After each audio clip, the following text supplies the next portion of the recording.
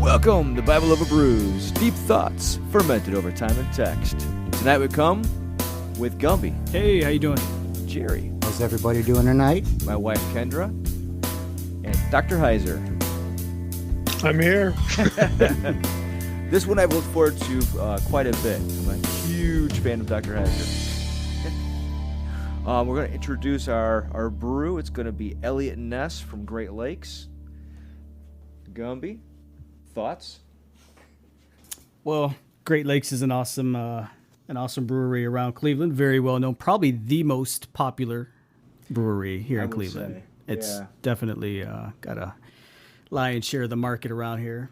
But I love their amber lager, Elliot Ness. It's really good. Very well balanced. Yeah, and they've changed some of the recipes recently. This is one of the ones they really tweaked. And perfect for the summer in this heat. We got some heat here, Dr. Heiser. I don't know about where you're at. Well, it's what they call a hot day in the Northwest. We hit the mid 80s, but there's no humidity here. So I'm from the East Coast, so it just makes me laugh whenever I hear about heat here. Okay. So where did you live when you were younger? I'm originally from Lebanon, Pennsylvania, which is the county north of Lancaster. Lots of people have heard of Lancaster because of, Harrison Ford, Witness, the movie, and the Amish and all that. About 15 minutes east of Hershey. Okay. Or maybe 20 minutes east of Hershey. With good traffic anyway. So that's where I grew up. So I'm sure your town smelled great. We weren't close enough to get it, but when you got near, you could smell it all the time. That's awesome. It was an interesting novelty, and they had the Hershey Kisses on the street lights. Right. Kind of like Roswell has the alien heads. We had Hershey Kisses. So. Yeah, I was in Hershey in 1971 in the fall, September, October. Beautiful little town. Beautiful little. Again, it's how many years ago? But again, I really enjoyed it. I was passing through on the way back from the Poconos, actually, and we stopped for the night. It was like a step back in time. It was great. Yeah, it's unfortunately not quite the same. The chocolate factory is no more, which was, that's just unimaginable. But yes, my father-in-law worked there, and for Reese's. Reese's has a plant, or had a plant near the big chocolate factory. But yeah, it's hard to believe, actually. From what I've read, Mr. Hershey really treated his people good. He was a somewhat of a philanthropist back in the day. Oh yeah, had a big boys school there, all sorts of stuff in town. Right. He was quite the philanthropist. This is a bit surreal. I got to be honest. I've only listened to you, Dr. Heiser, online. I've seen many of your videos, podcasts, so it's kind of surreal that you're actually engaging with us. And that's not the beer talk. Some people say it's surreal when I'm doing lectures, so I just I'll take it.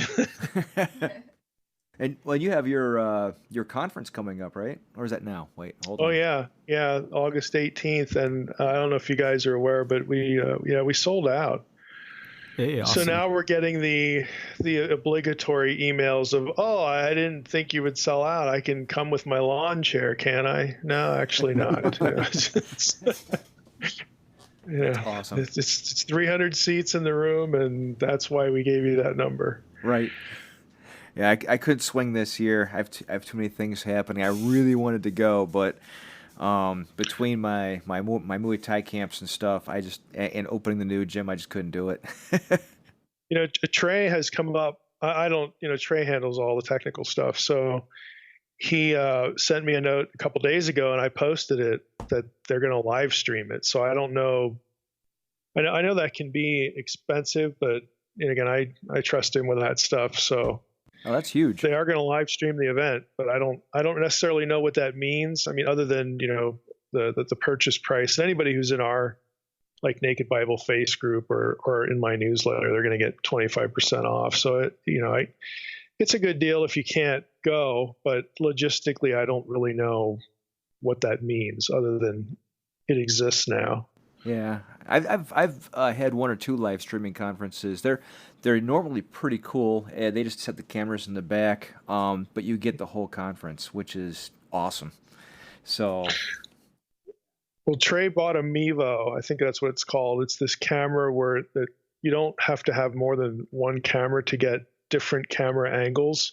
Oh, wow. And if you have it connected to an iPad, you can like move where what the camera picks up, like slides of presenters and then the presenters. And so I think he wants to play with that. So yeah, we do like to play with our toys. Yeah. Yeah, there you go. Any chance to play with new technology? Yeah, that's where he's at. So me, not so much. Oh, he does good work, by the way. I don't know if anyone's ever told him that. I'm sure people have, but I've just listening to the quality of the podcast. It's very good, very well balanced, and no complaint from me. Well, no, when I hear that, I pass it on, and people do tell him he appreciates it. So yeah, thank you. Yeah, no doubt. It's pretty seamless. I know the work that goes into it, so yeah. Right. Gumby here is our audio technician. So he's the one on this podcast that engineers all the quality sounds. Right. He's the one that's in pain after every episode. Right. You know about that, huh? Yeah. I know a little bit about it. Yeah. Yeah. He does the audio, and then I do all the posting and hosting and all that good stuff. It's a good team. He's our research guy for sure, definitely.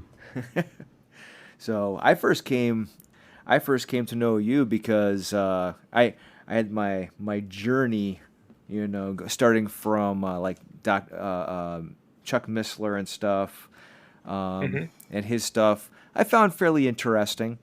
There wasn't, I felt, enough peer review behind it, but it was interesting content. But then researching those subject matters is what brought me to then your websites. So yeah, well, so what I'm hearing is, it's very common, that Missler's material, played a role. I mean, it played a role in your spiritual life and your development, and his work has played that role in a lot of lives. So we should be grateful for it. Yeah.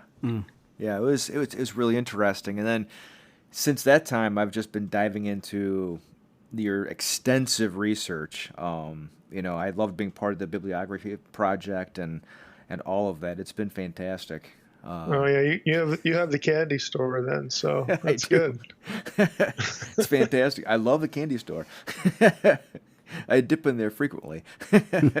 Well, I'm glad to hear it. I mean, that's what it's for. For people that were able to support. I never thought it would get done. And to have everything tagged, even that's just crazy. But yeah, there it is. So I'm thrilled when people use it.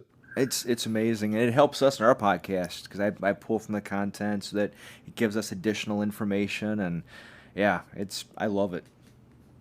It's definitely a gateway to an extensive library. Yep, that's good. So, in fact, I think it was last Christmas, I actually bought Supernatural and gave it out to each one of my near relatives. And that pretty much ended those relationships. I was going to say, how many did you get back, Eric? Right. And hopefully they weren't defaced. Right. It's a good way. It's a good way to get rid of enemies. Right. Well, he gained me through it, so I could speak to that. I mean, I come from a very evangelical dispensationalist background. Mm-hmm. And, I just got to the point where that just wasn't cutting it anymore. I was done with it on my journey. And then, Aaron and I and a few other guys started our own Berean society. And he's like... Well, that'll get you into trouble. Yeah. And he's like, I got a guy you got to listen to. He's like, don't give up yet. I remember Aaron said, just listen to this guy. It was great. It was refreshing, and more than anything, it was your viewpoints early on was just a great balancer for me. So I do appreciate that, and I have to thank Aaron for introducing. Well, my first context, as a believer, I became a believer in high school. I had no sort of spiritual upbringing at all. It was just, it was kind of nothing world. But my first context was a fundamental Baptist church. They were very dispensational, and I still have really solid, friendships in there. I mean, it might sound odd, but I still have good friendships with people who will not have me speak in their church. Yeah. Oh, wow. And I mean, they understand that I'm okay with that, and because I'm very honest with them. It's like, I know, you've committed to a subculture, within the believing Christian world, and that's fine, as long as you're honest about what it is. And if you feel like your people have to have that and can't handle that, it's not going to hurt the way I think about you, and I mean it, and so they can sort of live in that and be thankful for it and not feel threatened.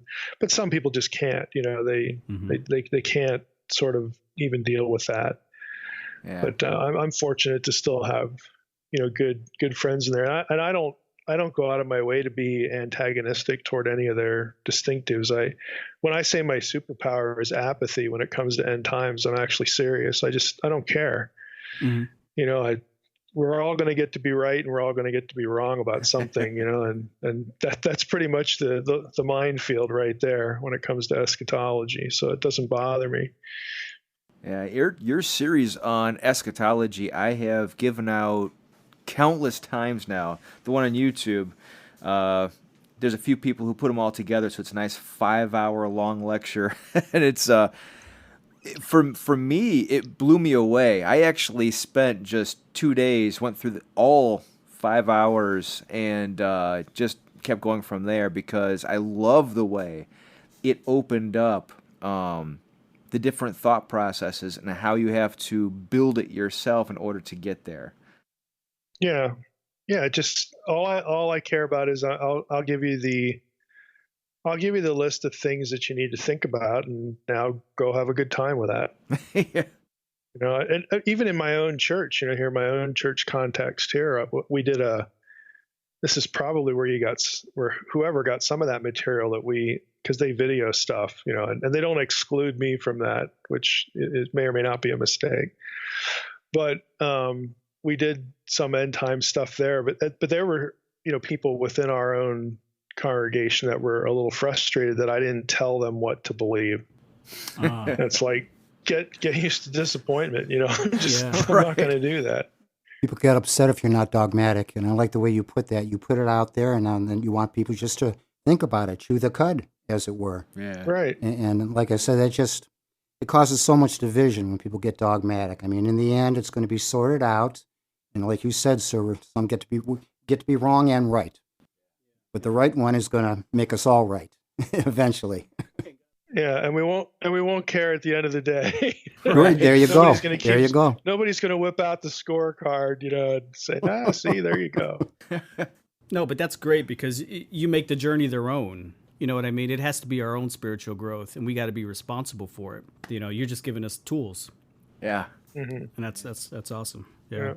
Well, it's great when people like that, and it's I mean, I don't get so frustrated now because I'm kind of used to it, but I wish people would see the value in it rather than, asking me to tell them how they should think about this or that. Yeah. But, that's where some people are at. A lot of people are at. Yeah. I'm going to make a plug for you real quick because I found out a lot of people don't know this. Your pack on Logos Bible software. They have the Dr. Heiser package. Do they really? I need to go look that up. Yeah, they do. No, they were talking about that, but nobody ever told me they actually did it. I have it. So it's actually shipping. Yeah, I have it. It's boy. Well because I had the Logos package. I got the virtual one without in the software. And it's great because it includes Unseen Realm and Supernatural, and it includes both of them in audiobook, plus the study manual. All right, I'm looking it up right now. I just what's it called? I'll have to go back and look again. I think it's Here I am asking you what my package is called. This is a good indication of how much attention I pay to stuff going on at work. I love it because it has all the search tools in there. It's the electronic versions are great, but in Logos, it's better. Oh yeah, no, absolutely. That's people. Just right before we finally connected here tonight, I was sitting here looking at email, and there's a place in Utah that I'm going to go speak at in September. And one of the suggestions, the pastor, this is a Calvary Chapel church. It's pretty good size. I met the guy last October, but he suggested doing something in biblical languages. So I emailed him back and I said, now, do you mean like a tutorial or a show and tell, that kind of thing? I hope he does, because one of my sort of fantasies is to be invited to one of these, for lack of a better way to call it, one of these Missler conferences or prophecy conferences, yes, and just basically show people what they're not using and should be. So I'm just having goosebumps, Doctor, if I may, is that going to be the first Calvary Chapel you've ever spoken at? No, I've been in two of them. Okay. There was one in Florida. All right. And where was the other one? Yeah, but I can't remember. But there's been two of them. Mm-hmm. For those of you keeping score at home, I've been in two Calvary Chapel churches. I've been in two Anglican churches, believe it or not. Oh, awesome. That's interesting. I've been in, and most of the other ones are sort of, there's a couple non-denominational churches, and then the bulk of my speaking event, I've done like 25 of these in the last 2 years, but most of them are actually events organized by a single person or like two or three people in a church, and they convince the church to let us use their space. But actual church invites are the minority situation. So the leaders now, the Anglicans and the Calvary Chapel people are tied. They're neck and neck. So when I go in September, that'll put the Calvary Chapel, crowd in they'll be ahead by one. No. That's awesome. I'm not surprised with Calvary Chapel, and my heart always perks up when someone says Calvary Chapel, because I was in Worldwide Church of God, Herbert W. Armstrong, for 23 years, and when I was led out, I was led to Calvary Chapel, and that's where I heard people like Chuck Missler and what have you, and it really opened up a veranda for me I had never seen in my walk before. So I was highly appreciative of Calvary Chapel, their perspective. Just read the Bible word per word, take 7 years, and like the Apostle Paul said, I've given you the total counsel. Now you go from there. See, that I'll tell you, that's what amazes me about, I don't know, maybe it's just, maybe I was just spoiled, in my original Christian context. But when I meet a Calvary Chapel pastor somewhere, who follows my work or whatever, and I've probably met, 6 or 7 of them now, I always ask them the same question, like what makes what you do different? And the answer is always this verse by verse exposition thing. And for a while, I thought that was kind of like an answer that they just sort of taught themselves to say, like, it can't be that simple, because I grew up on that. Right. And I'm thinking, no, wait a minute. What I'm hearing now is that this is a novel approach. Yes. Yes, it is. Yes. and I just can't believe that. But it has to be true, because I keep hearing it from Calvary Chapel. Mm-hmm. And I'm like, what is going on in churches that the idea of going verse by verse through Scripture is like Anathema almost. Either on the negative side, an anathema, and on the positive side, like, holy cow, look at what we've discovered. We're going through the Bible verse by verse. Like, I can't really imagine doing anything else. Right. But that's because of the way I was raised as a new believer. But there it is. So it's one of those things I've been dragged kicking and screaming to actually having to embrace that this is real. This is most Christians don't get this. Yeah. No, I agree. And it's it's disturbing. Yeah, it is. I found that package for you. It's the Unseen Realm package, or bundle. Unseen Realm bundle. All right. And it includes I Dare You Not to Bore Me with the Bible, Supernatural Study Guide, Supernatural, What the Bible Teaches About the Unseen Realm, Supernatural, What the Bible Teaches About the Unseen Realm audio, the Bible Unfiltered, the Unseen Realm Questions and Answers, the Unseen Realm Recovering the Supernatural Worldview, and the audio of that as well. It's a good bundle. We can get you a good deal, Dr. Heiser, if you want it. Yeah. Right. Thanks for letting me know. Oh boy, I'm the last. I'm glad my wife isn't listening. She gets mad at me for, you need to pay more attention to what's going on in work. And it's like, well, it's really not that interesting. If it, I mean, I was there when it happened, so I really don't need to keep up with it, you know. But this would be another occasion for her to sort of mock me. Well, I'd like to dive into a slightly different direction because you have your newer books like Hermon. Mm-hmm. And Reversing Hermon, I think, is a good book because it takes you into kind of behind the scenes supernatural rendition of what's happening. Yeah, it was a good place to drill down. Tom Horn and I are friends, which kind of shocks some people. Yes. But, you know, Tom and I have known each other for years, and we get along really well. He was one of the first people I gave my Christian Middle Earth metaphor to, and he loved it. He got it instantly. He's like, yeah, he goes, I'm partly responsible for creating that. And he understands why I sort of think about it the way I do. And to his credit, I would say he's not necessarily that thrilled with what it's become and his own, you know, role in it. So we always have this running sort of, not argument, but kind of like a tit for tat conversation every time we're together. And he's like, you know, you need to be doing more for Christian Middle Earth. You know, you need to be writing this and writing that and doing this, doing that. And I, you know, what he really wants is for me to move to Crane, Missouri. That's what he really wants. And I say, look, you know, if I do too much of that, Gandalf dies. Oh. You know, because I have to operate in all three realms. And he goes, I know. But I was able with Hermon, Reversing Hermon, I was able to give him a book. And, you know, I had promised to write something, you know, for him and his audience for quite a while. And I thought, well, this is kind of a sweet spot, you know, that it's Enoch stuff. You know, it's going to be oriented to Jesus, and it'll take us into the end times stuff a little bit, and I can, you know, challenge people to think rather than tell them what to believe there, and he's perfectly fine with that. I mean, Tom will not actually publicly tell anybody what his own views are, because he would offend some of his best friends, you know, in Christian Middle Earth. Oops. So he gets my resistance to telling people how to think there.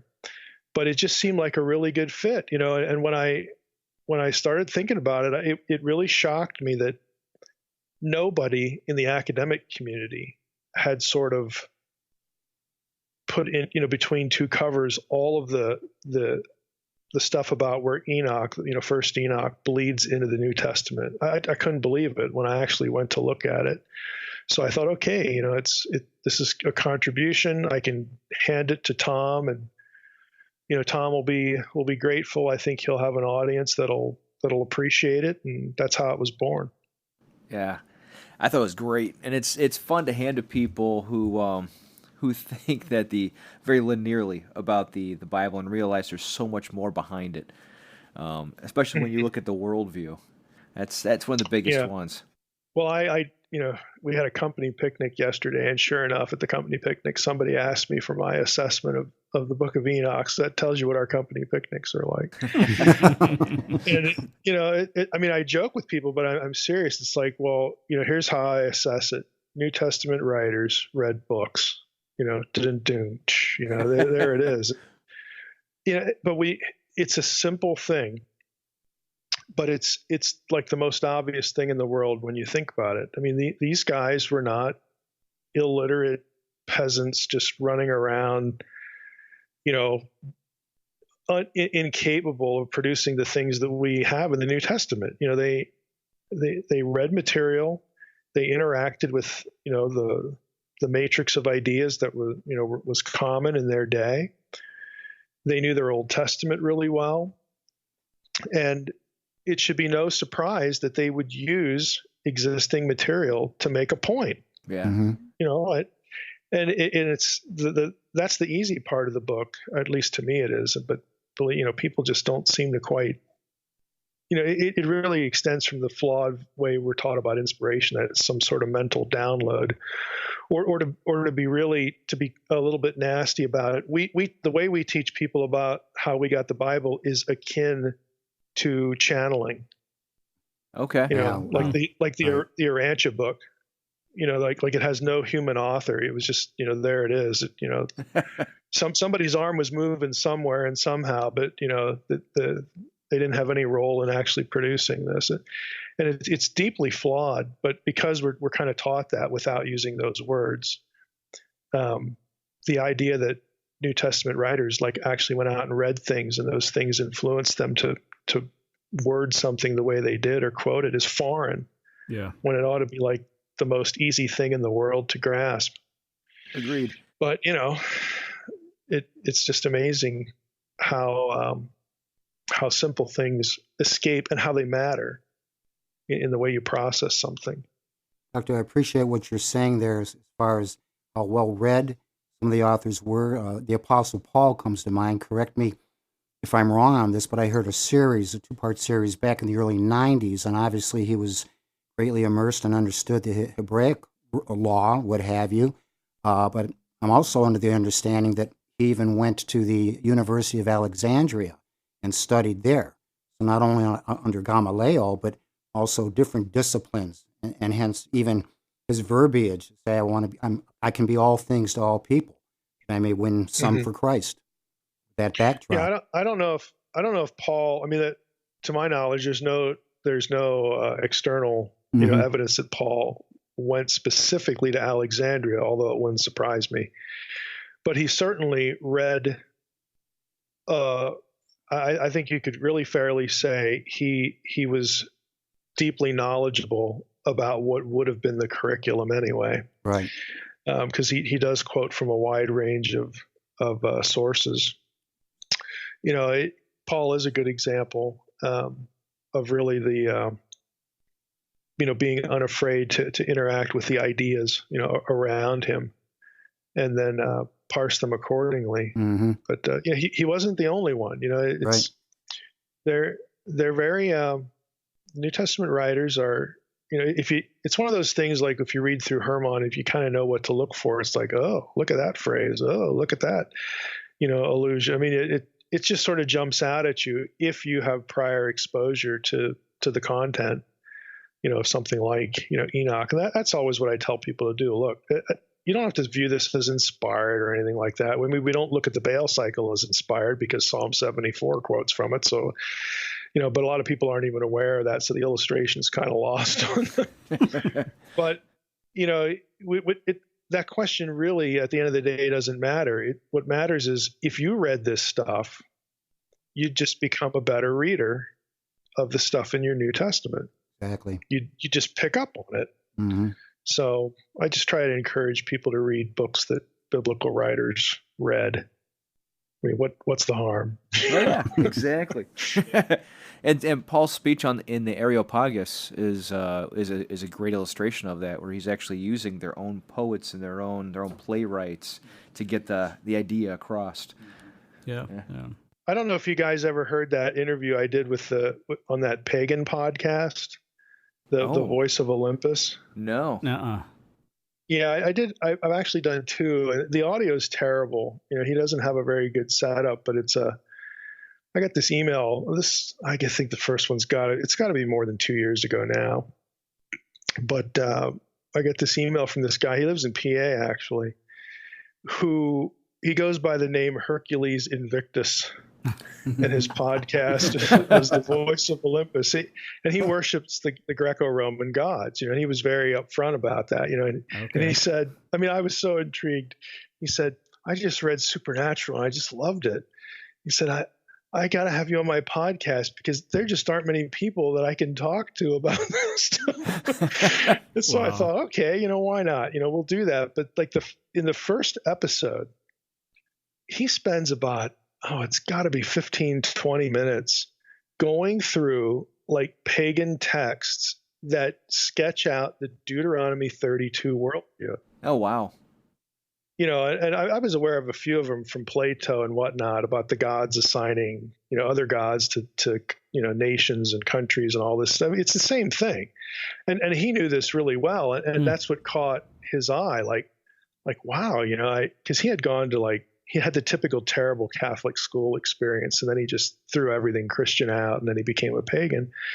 And this really caught his eye, and so he went through all this stuff, and then his first question to me, his first substantive question was, well, if the God of the Bible, who the Bible has as Most High, sets this whole thing up, if he's the one responsible in biblical thought for this whole arrangement, what does he want?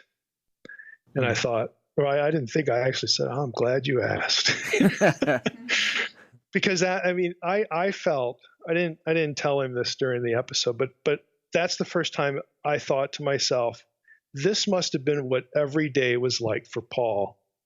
Yes. He goes into a town, he does his thing at the synagogue, they kick him out, and then he's off to pagan land, and he has these conversations all the time.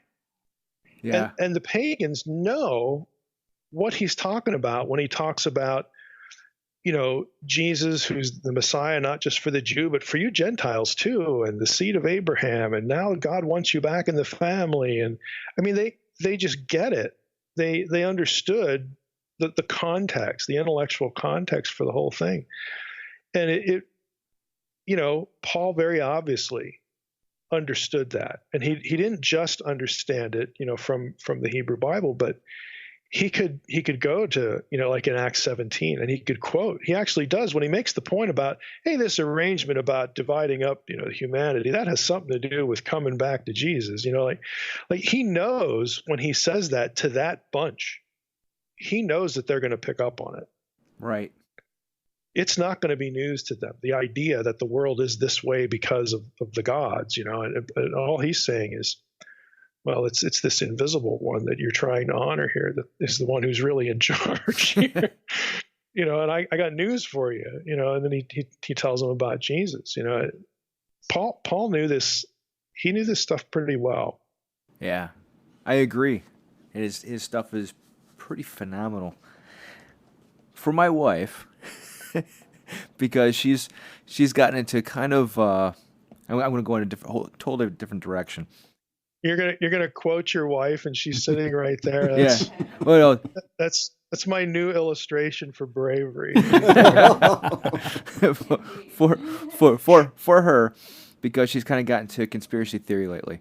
So let's dive a little bit into the Facade. Okay. Because that's gotta be careful here, but I'll try. Because it's a great story. It's a fascinating story, and you actually bring in so many true elements. And it's what inspired you to proceed in that direction? Well, I'd always wanted to try fiction. And I had just finished my preliminary exams, which in grad school speak are your doctoral exams. They're just, it's a dog and pony show. It's a ritual humiliation is actually what it is. But I had just finished these exams, which are just mind-bendingly awful. In theory, they can ask you anything you've ever had in any class at any point. I actually mailed Harvard just to get a copy of their exams to see what kind of pain they put their students through. And they give people 6 months to a year to prepare. We had 6 weeks. Wow. Oh my Lord. I had the people in the department who had reached the dissertation phase just said, look, everybody flunks these. Don't worry about it. They'll just make you retake them. They just want to beat you down. It's just what it is, So I just gone through that whole procedure, and a lot of guys, we had girls in the department too. I say guys generically. That's my Pennsylvania Dutch thing, I guess. But a lot of the grad students would literally just fritter away a year, the first year of their dissertation, because they were just burned out.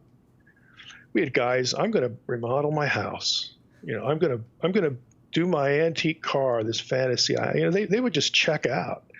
And so I thought, I was working full-time security, third shift. I always had 3 or 4 jobs going through grad school.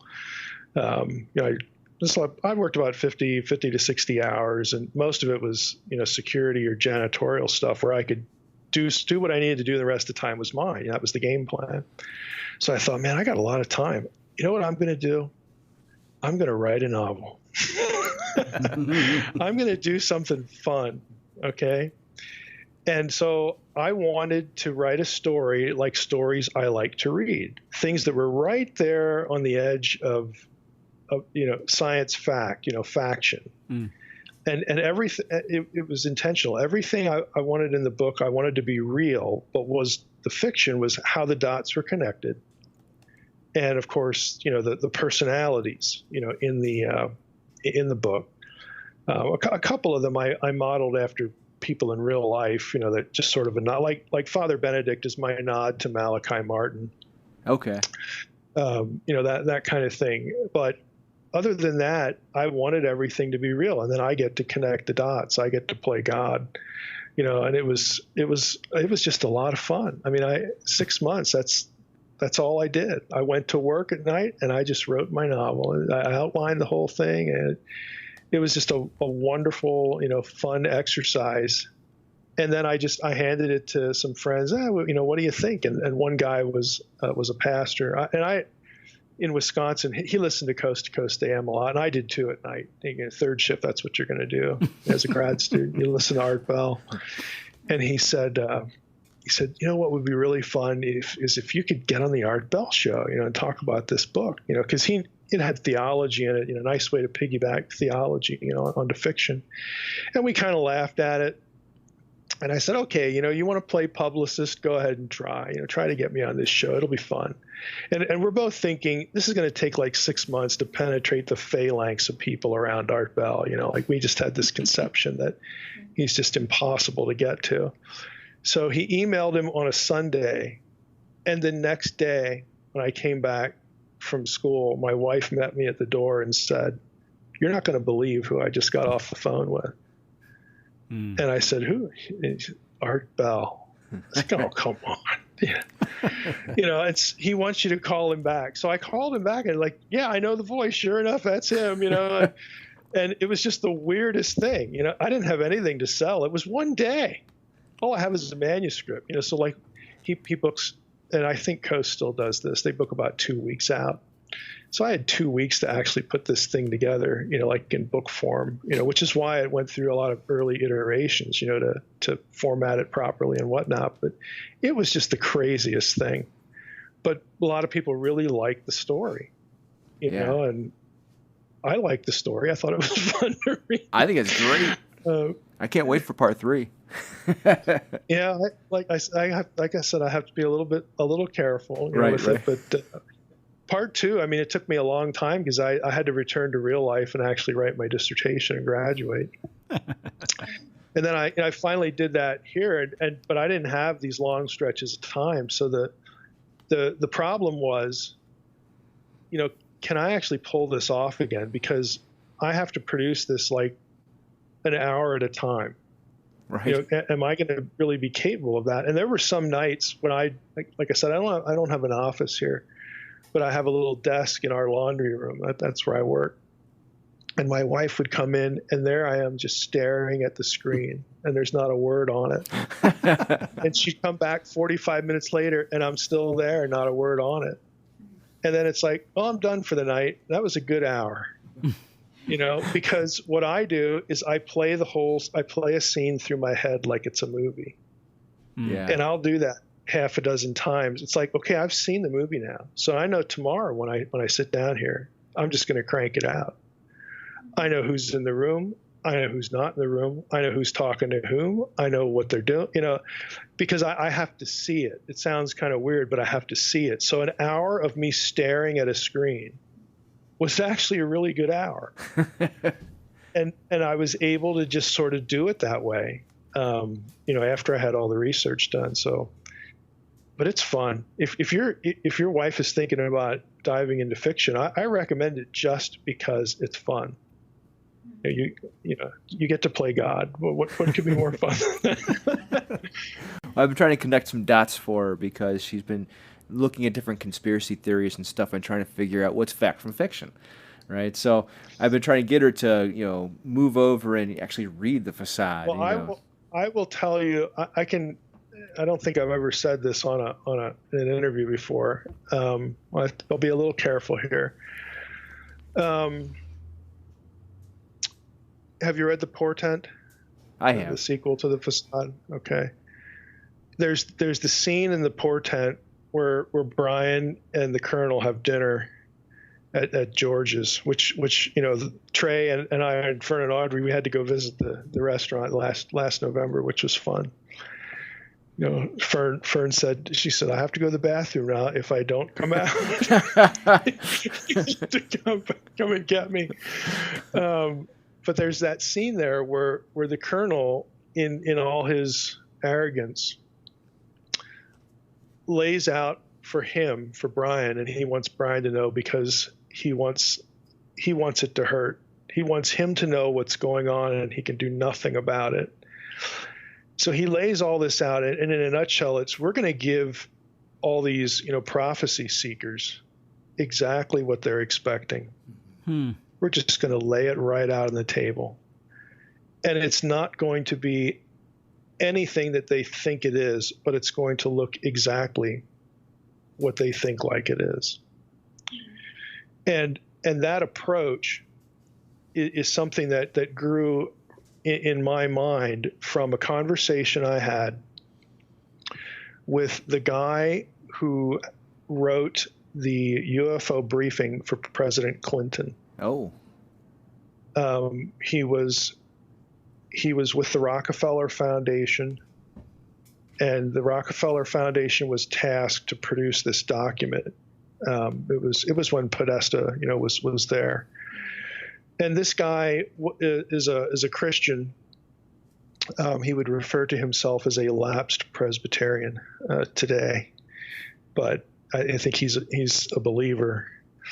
And he said he was tasked with producing this document, and he had a lot of spiritual content in it. And the next person up wanted to censor that. And so instead what he did was he took the original document and literally slid it under the president's door and then resigned because he knew he would get fired for preempting the person above him. And I met this guy at a UFO conference. UFO conferences are really interesting because you have your kind of whacked out new age, I'm going to sell my property and take my clothes off and go up on a hill and wait for the Space Brothers, kind of people. But they're the minority, but you have your spooks, your intelligence people. They show up there. You got your retired military. They show up there. You got your science, your nuts and bolts people. They show up there. And so I'm at this conference, and this guy walks up to me and says, "Hi, my name, so-and-so, and you're new here this year. I want to know who you are because I come to these things because I've been doing this since the 50s. You're new, so I need to know who you are." And we just got into a conversation, and he said, if you're in his view was, if you really want to know what this is all about, read Arthur C. Clarke's Childhood's End. If you've never read that, you could either read it, but now the Sci-Fi Channel a year or so ago made it into a movie, which is actually pretty good. Oh, and wow. I can't tell you much about it because it's got this about halfway through, it's got this amazing plot twist that this guy wanted me to, to notice, to take note of. And I can say this much: it's really about disguising something that is and making it look like something that it isn't. In a spiritual sense. So if you want to call that a conspiracy that actually is operative within the real world of ufology, you can. It is. It's just it's a minority view, obviously, because there aren't too many people with the kind of exposure that this guy has had in the field. But he had we talked about the Facade. He has read the Facade. It resonated with him because he was already on the side of the human experimentation explanation for the bodies, and he was real sensitive to it because there's somebody in his family that he believes that is the kind of person that they would have used. Okay. I'll just leave it there. So he said, I don't have a doubt in my head that they would do this kind of thing. Wow. So UFO stuff, I mean, it was, and I've since, gone, when I'm on the East Coast, if I'm in the area, I'll go and meet with this guy just to chit chat and have lunch and stuff. He's out of the government now. But it's kind of a dark world, that there are a lot of competing agendas, and a lot of it really is about the right hand not doing not knowing what the left is doing. Yeah, it's a lot of misdirection and spiritual messaging and things like that. So I wanted to try to convey a little bit of that in the Facade using the villain. Now in the third one, I have to be careful with there's going to be new characters. There's going to obviously, some repeat characters too. But I want to try to follow the thread of, okay, how would you begin to alert the people that you ultimately want to marginalize and target? How do you start to alert them by means of certain things so that they will read the events as though they're looking at prophecy? That they will make the mental connections that you want them to make. It's all about moving herds, and the Colonel even says this in the book. Essentially we don't need to work hard. We just need to work smart. Right. There don't need to be multitudes of us. What we need to do is move herds, and the way you do that is you control the vocabulary of the discussion. You control, the way people think about certain terms and certain ideas, and then you get them from that point to the next point, and then from that point to the next point over. And you get 4 or 5 iterations of that, and you've moved the herd. Yeah. And now they are in the position you want them to be. It's not, they don't have to land on the White House lawn and all that kind of stuff. It's about thinking. It's about changing the way people perceive important things, like the nature of God, human destiny, who is Jesus, what's all this stuff about? If you change the way people think about those things, but you have them use the same language, they're going to think that they haven't moved at all. Yes. That's awesome. So that's the goal.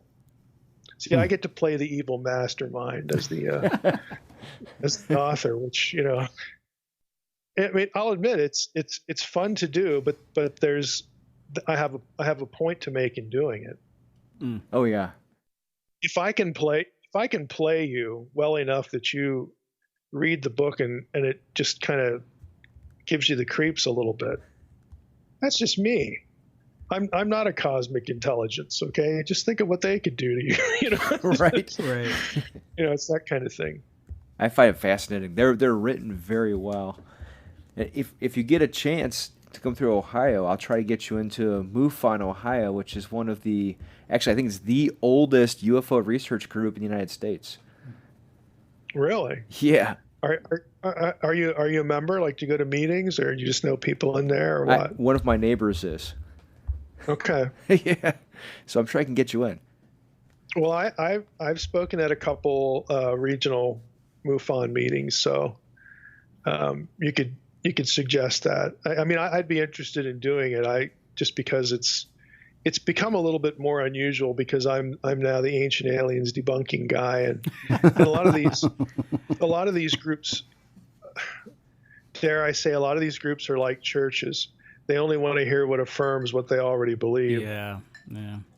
You know, and, absolutely. And you have to convince them that, you know, it's okay to have this discussion. I'm not there to threaten you, and I'm not going to like burst forth into a, you know, some sort of preaching rant or something like that, you know.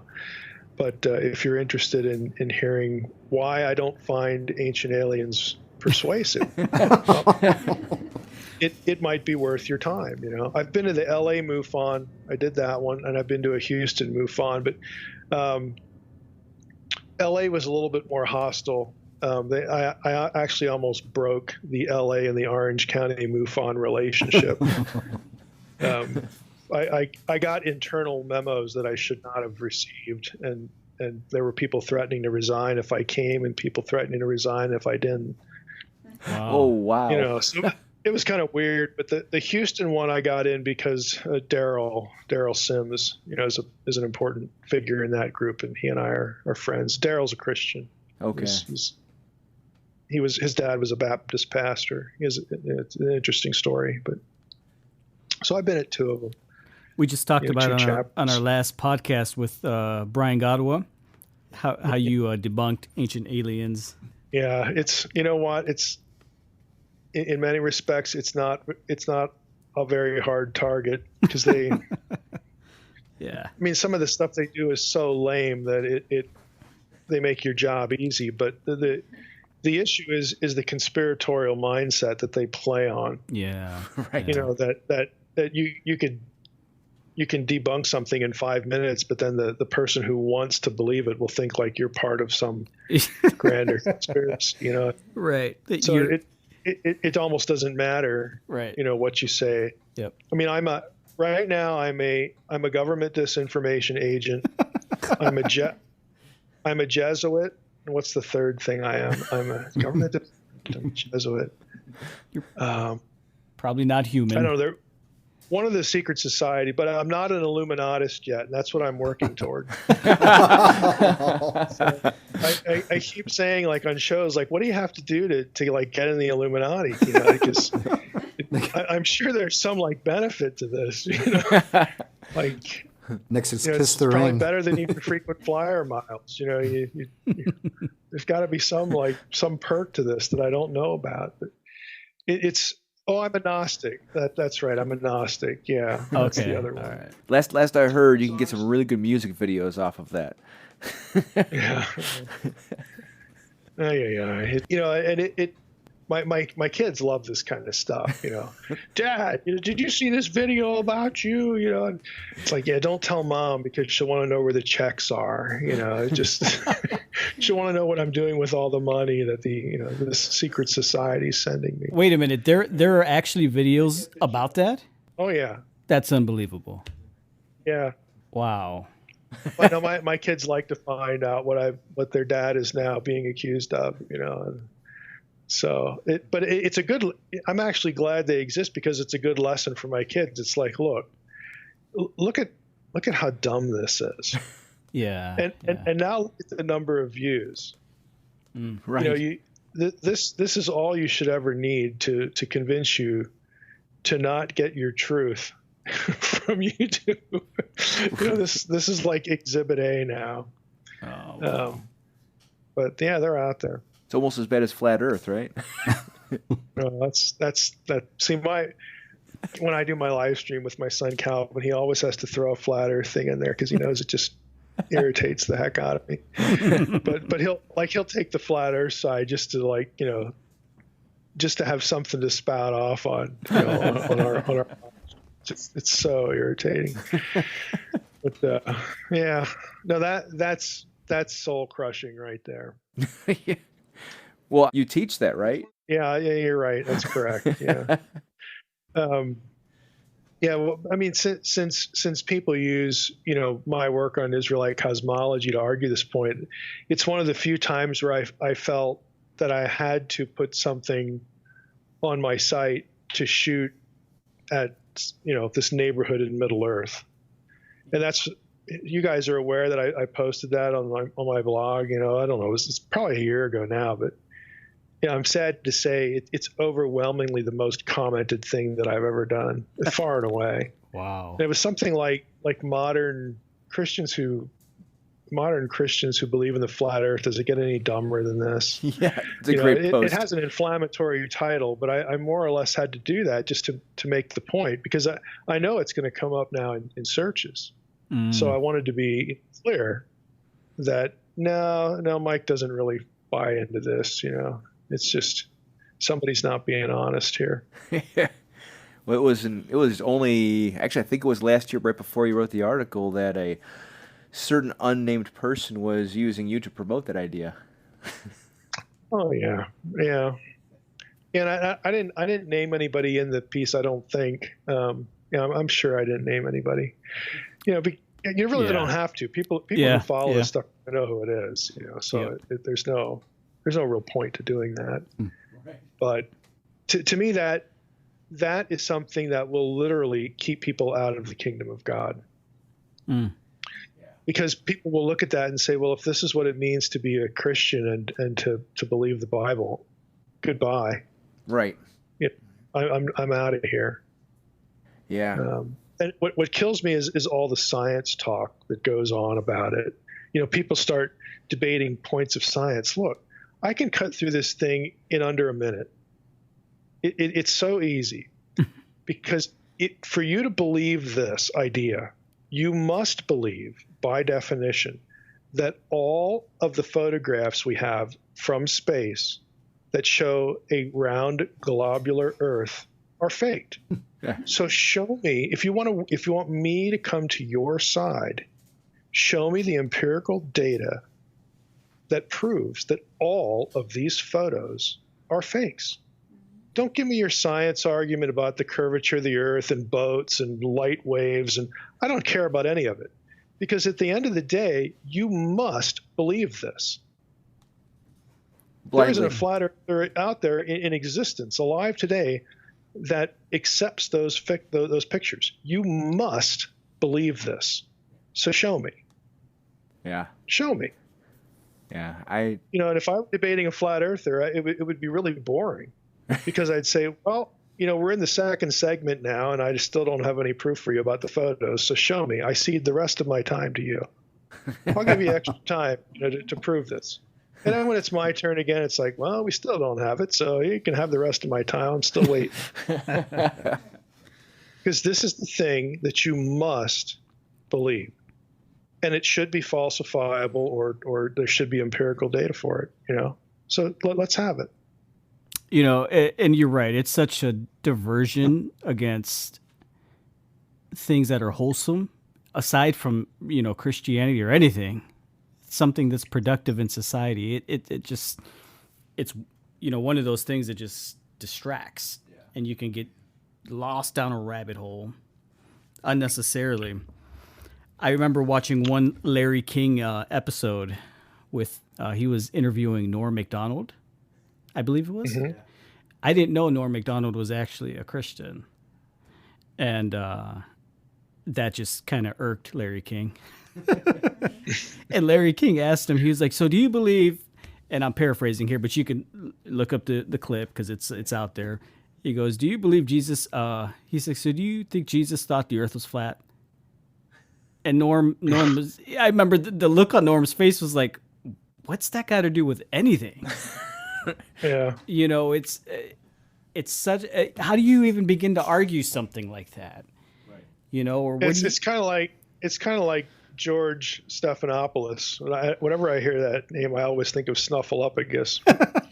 It's kind of like George Stephanopoulos asking Mitt Romney if he thought that states had the right to ban birth control.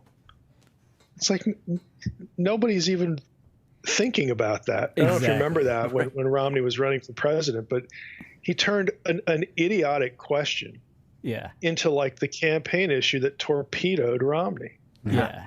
It's a point of absurdity. Exactly. And Larry King's point was it was just, I think he felt like it was going to make Christianity look bad. Yeah.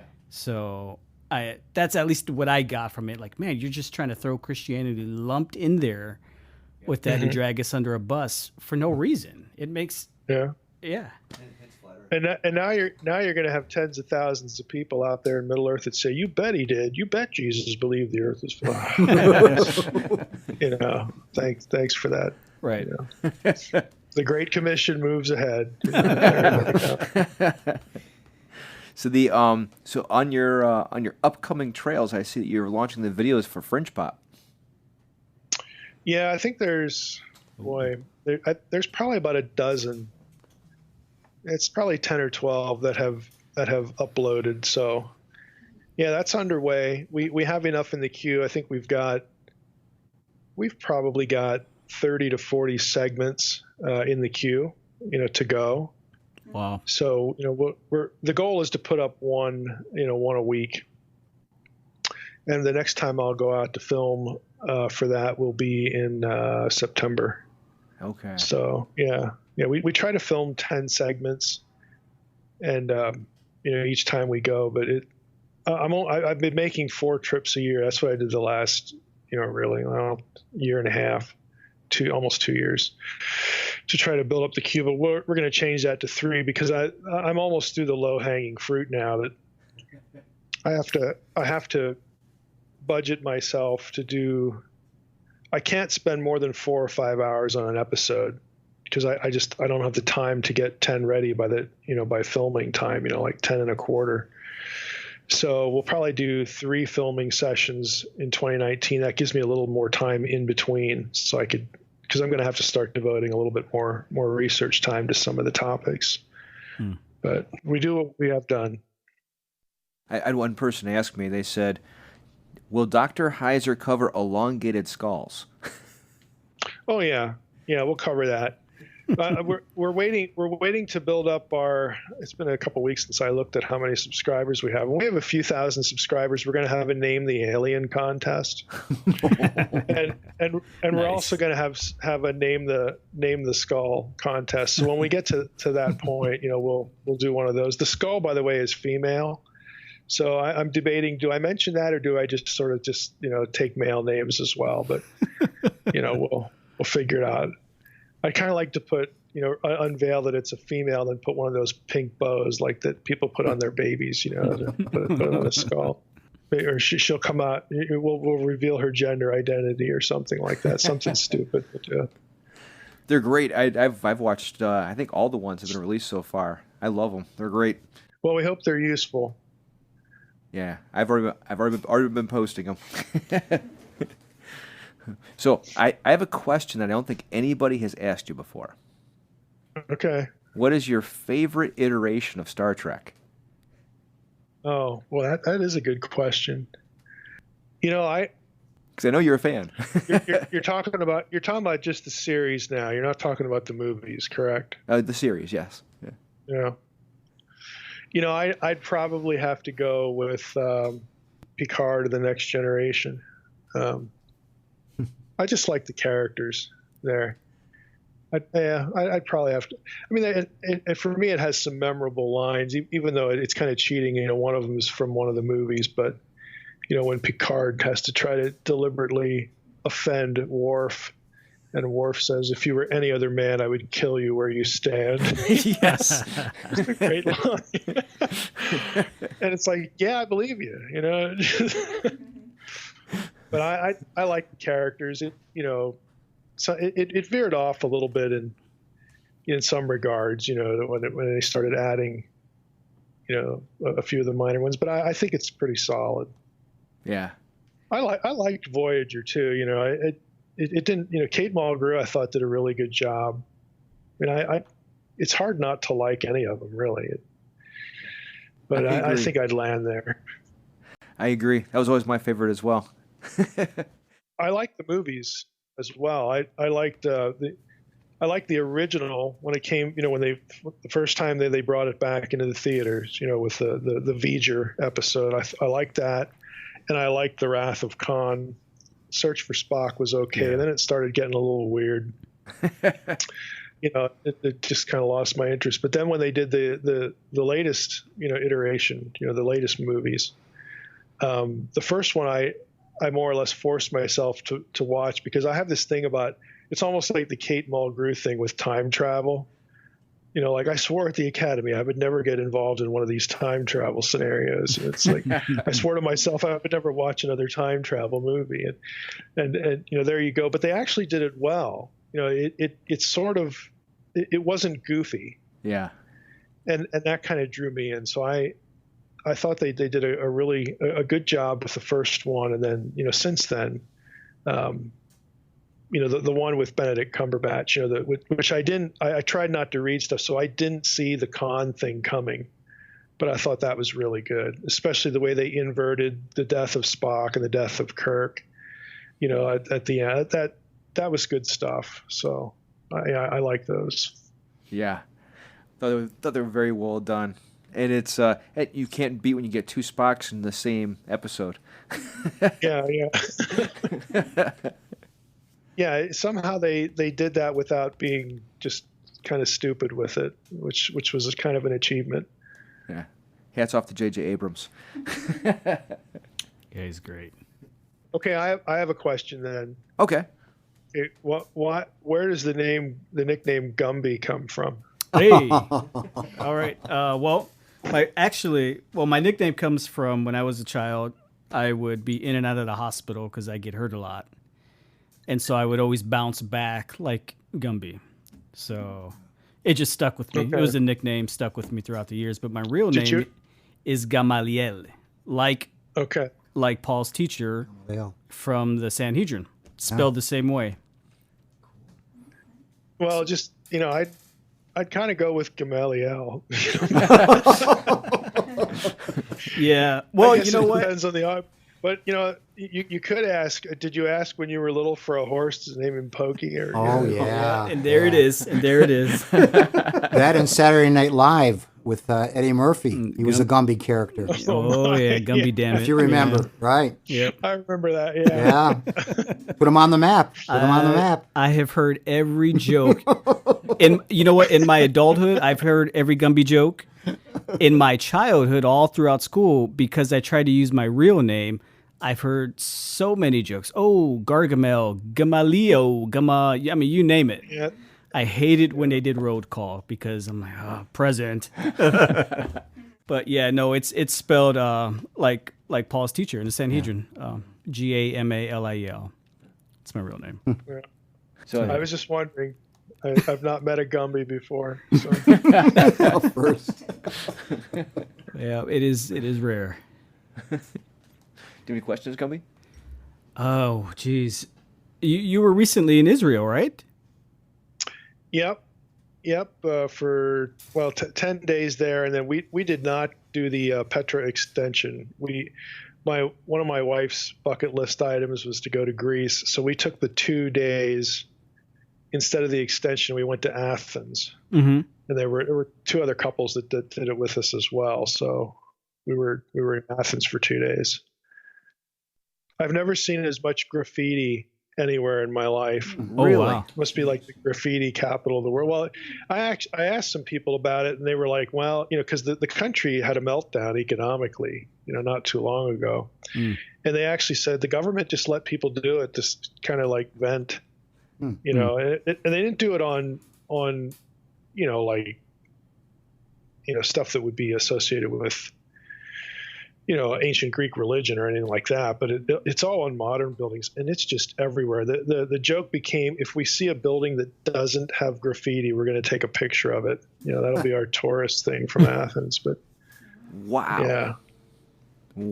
I guess my question for you, Dr. Heiser, would be in regards to Israel. I mean, I know there's so much political upheaval happening these days with it, but in terms of the recent move of the U.S. Embassy to Jerusalem being official now, Is there any impact or significance or connection you see related to prophecy or to the church, or just any change in your viewpoint on how that could look?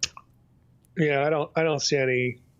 I would be hard pressed to point to an Old Testament passage that talks about an embassy move or or anything like that. To me, it was more of the same, but it was a significant, gesture. When I say more of the same, just about expressing solidarity, with Israel on the part of the United States. So in that respect, it's nothing new, but it is a gesture that really carried weight. We had people come up to us there and just thank us for being there during that week. We were there the week of the embassy move. Wow. And, we actually walked into the street party associated with that. We were walking back from Yad Vashem, and they had some streets blocked off, so we couldn't take the I don't know what you call it, the train or whatever it was, back to the hotel. So we had to walk. It was a couple miles, but we actually walked into that. And so I told my wife, I said, well, I now know what a rave is like, because it was like tens of thousands of people. And I'll bet 7 out of 10 were teenagers. Wow. Just dancing around and just having a great time. And, even the people who were there to, as security, it's just, they were into it. I mean, it's not like they were being lackadaisical about it, but you see the security everywhere. I took pictures of girls that were my daughter's age carrying automatic weapons, just so that my girls could see that. It's like, this is the way it is. This is what you do. You get out of high school, you go into the service and you wind up doing street party duty, there you go. Yeah. Yeah. It's, wow. It's compulsory, right? Yeah. Yeah. Yeah. Yeah. But it's very normal. I mean, we went into disputed areas a couple times, and they just tell you, like, it was really about the women. Just don't have any of your leg exposed. Wear something to the ankle, shoulders covered. That kind of thing.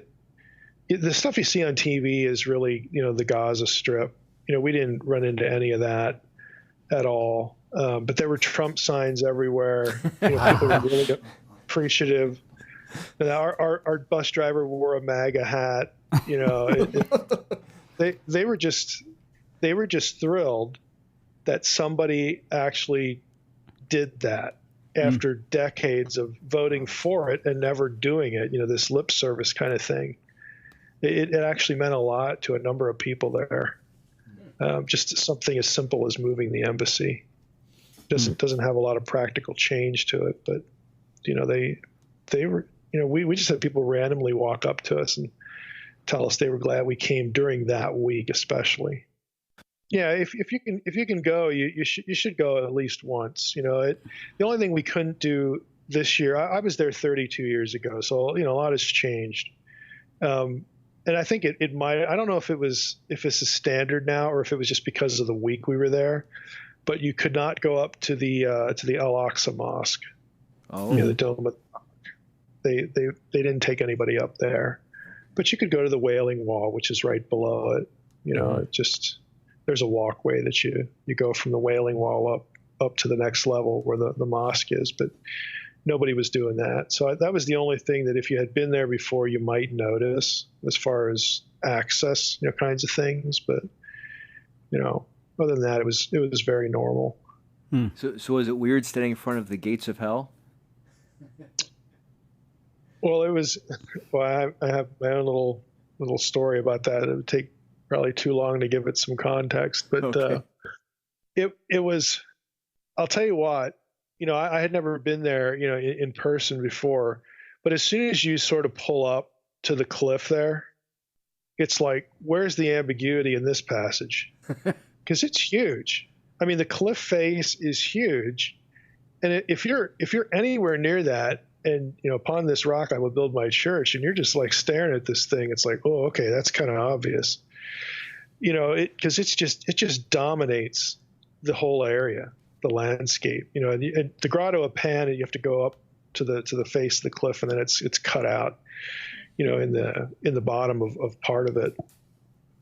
but you don't even have to go up, to the grotto. It's just so huge. It's really the only thing to look at there, there it is. That's awesome. And I know you have to go. I don't want to rush you out, but you've been very kind in giving us the extra time to speak with you. Yeah. Well, hopefully it'll somewhat entertain someone somewhere, but chances are some line of it will get pirated in somebody's next video of me being something. If you're gonna do that, if you're listening, if you're going to pirate this video, please put me in the Illuminati. I'll get the T-shirt. I'll wear the T-shirt. Okay, just put me in there, and then we can be done with that. Yeah, same here. If it makes us a little bit more money, I'm there with you. You could take center stage with Jay-Z. Yeah, there you go. We'll put a necklace around my pug or something like that. My spirit animal or something.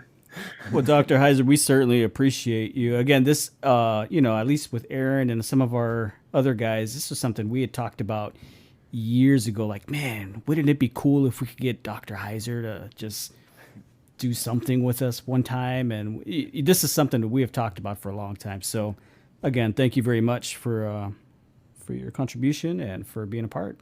Yeah, thank you so much. It's been thank you guys too. It was fun. I enjoyed it. It was a pleasure having you on. Look forward to it for a long time, and maybe somewhere over the next 3 years, when you can have your next scheduled time frame off, we can get you back in again. Well, it's not that bad, but 2019 right now is pretty wide open. So I'll say that. Awesome. Cool.